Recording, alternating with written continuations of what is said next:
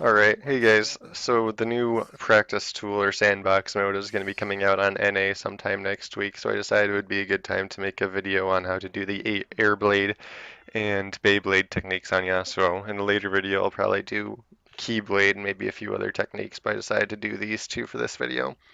So I'll start with the Beyblade, which is essentially the idea behind it is if you were in lane and your lane opponent was maybe pretty low health, maybe half health, and you knew that if you could ult them, then you'd probably be able to kill them.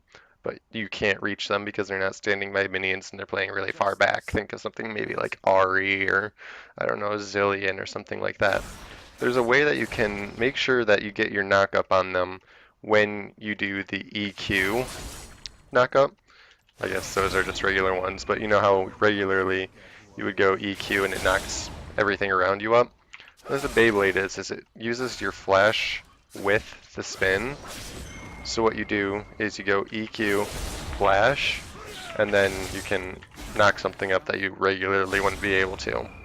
So like, if I couldn't reach that for whatever reason, like I'm standing back here, I could be like EQ, and then ult them.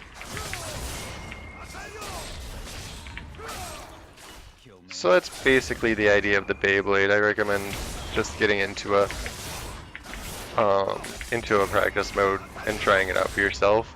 My biggest tip is what people seem to not understand a lot is that you have to flash immediately after you press Q. It's almost like you're pressing them at the same time because it's going to input buffer the flash as far as I know. Not like that, that was a mistake. And you can practice it with the regular non-knockup Qs. You'll know that you did it right if it damages them. I didn't do that one right.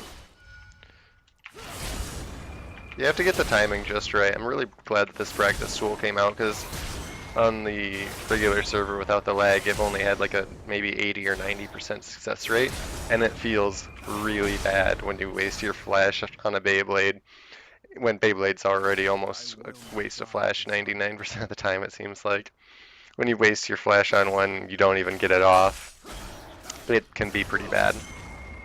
So what the Airblade is, say you get your knock up, or you get your knock up, then you knock them up and then you EQ, and then ult immediately after, similar to how I explained that you press your flash right after the Q for the Beyblade. And the idea of this is that it'll give you a stack of your Q after you ult. Now in the description of Yasuo's ult, it'll say that it grants maximum flow but resets all stacks of Gathering Storm. This is a way to make it so you get your first Q stack right after you ult. Oh, that was Beyblade, sorry, I'm still used to Beyblading. I can't even hit a non-moving target. Okay, so this is the idea. Then I Q again. I Q'd one time after my ult and I have my knock up. And I can just do it again.